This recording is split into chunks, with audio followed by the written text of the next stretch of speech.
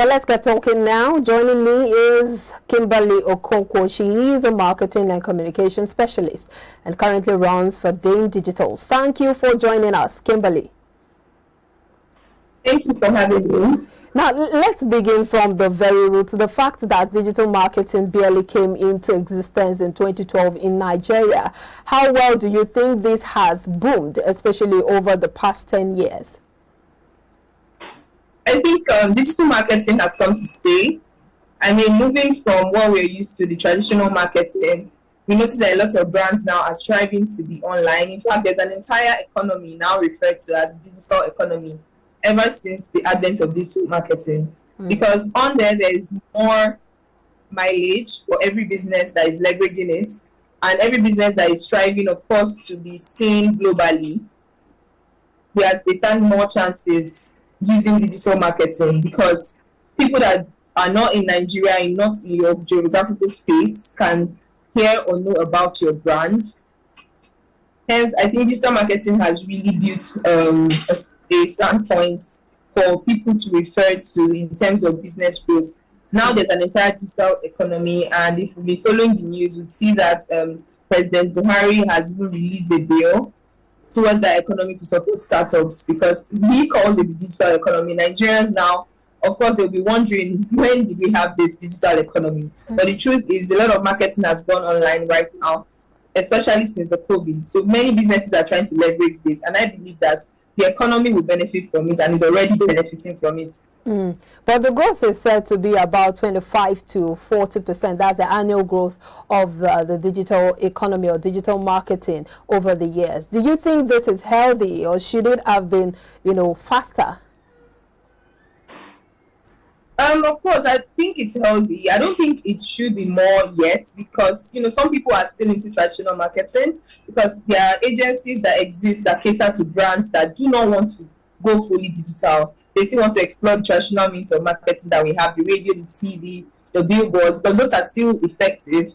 It's only that we are now trying to get more mileage online, because we believe that more people spend time on their phones. So it's as a result of consumer behavior that digital marketing is growing. Because usually most people will listen to their news on conventional media on TV, but now a lot of people go to their phones first when they get up from bed. So one of the things that forms marketing communications in this day is research and trying to understand your target audience. As long as you are putting into consideration the fact that your consumer behavior has changed since the advent of social media, you probably want to also leverage that, and that would also tilt towards the growth that we are seeing, because it's not like instant. It's not everybody that is online yet. It's not everybody that has an Android phone. There are still some people that don't use Android phone, and there are still some people that don't believe in digital marketing. So I believe that it will take a bit of time, but very soon I'm sure its numbers will go up.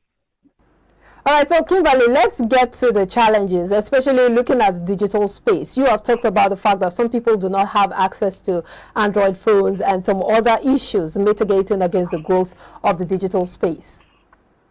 For digital marketing now, a lot of brands consider consumer behavior, which has changed in the past years.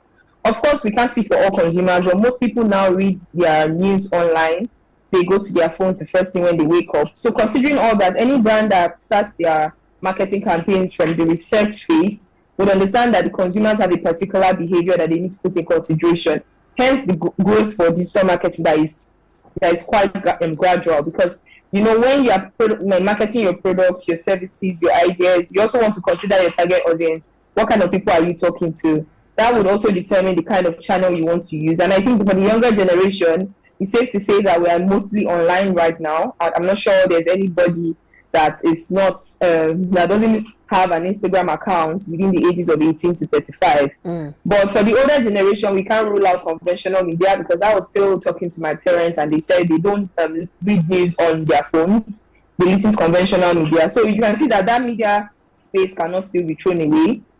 So some people still believe in that. And of course, there are agencies that do below the line advertising that deal with road shows and all the noise that we see in bars, in clubs, in stores, selling products. So that's kind of marketing works for some products, but I wouldn't say that those people don't explore digital marketing at all. I'm sure that they do, and they have plans to. But gradually, digital marketing will come to stay. I think for now, we still need the other forms of media. Mm. But would you say that digital marketing is the more effective, efficient, and sustainable way to run a marketing campaign and acquire customers as opposed to the traditional way of marketing? Honestly, I'm a digital marketer. I believe so much in digital marketing. But if we're being honest, digital marketing now is sort of, in a way, almost rigged because there are certain kind of should I say, impressions that you can get online, and you can't really track where they are coming from. It's hard to say that this account is a real account or a bot account, but then at the end of the day, you count it as a look of success that you reached this number of people. However, these people may not even exist because in social media, you can't see the faces behind those accounts. And most times, most marketers now, they try to look good and they try to fake the numbers, try to buy followers. You see a lot of brands paying people to, market their brands, people that haven't even really used it. So it's losing some sort of originality, if you get what I mean. For me, I do not think it's so effective. I don't think that, even as a person, if I post on my Instagram now, I'm very sure that a lot of my followers will not see my recent posts because of the way the algorithms work now. The algorithms don't really push out content to everybody on your following. So I wouldn't say it's effective. You see people running sponsored ads almost every week because every time you run an ad, it reaches new set of people. So most brands that say they are doing digital campaigns and they just want to run for 1 month, 2 months, and they think they've covered enough grounds, I don't think so, because sometimes you don't even know if this account are real. You don't even know the people that are going to eventually convert, which is an important thing for businesses. But I think for billboards and likes, you can even measure how many people see it. You are sure that these people that pass this particular road and see this billboard, they are actually human beings. And they must have seen whatever you put up there. So in a way, it's 50-50. I wouldn't say that you should throw all your eggs in one basket with digital marketing. It's quite interesting coming from you, a digital marketer, talking about the fact that you shouldn't put all your eggs in one basket, especially when it comes to digital marketing, and then saying that traditional marketing also takes the cake in that regard. But let's look at all of these digital platforms. Which of them would you say is more effective when it comes to marketing your brand? Honestly, if you ask me, it would be Facebook, because for Facebook, they are more particular about whatever you are planning to do with an ad. So it usually starts with the kind of goal that you want to achieve. And they also look at how they can get as much people to click on your website, to click the shop now button, or to call now. There's usually an array of options on what exactly you want people to do when they see your advert. And most times you see that most people are not just liking and going on with their lives like Instagram, but they're actually taking action. You can hardly see a Facebook ad without doing something. Is that you're asked to send a DM, or you want to click the link that is being posted on that ad, or you want to call whatever contact number is put there. So I feel like Facebook actually gives you more value for money when it comes to digital marketing. And basically, well, I wouldn't know if social media as a channel is the most effective way to run ads. I don't think it is. But isn't that, like, I think, isn't that funny, the fact that Facebook and Instagram are owned by the same person, Mark Zuckerberg? It's so funny, honestly. But the thing is, with social media, you need to be careful because all platforms are different. If you run an ad on Instagram and you want people to click your website, you see that ad, the impressions you get to be so low. You may not even get more likes on the ad. You may not even get any reactions. You may just see people click the website and then they don't do anything. So, but then on Facebook, it's probably the kind of audience that is there already. They react more. They don't just like and pass. They take more time to understand, how can this brand actually relate to me?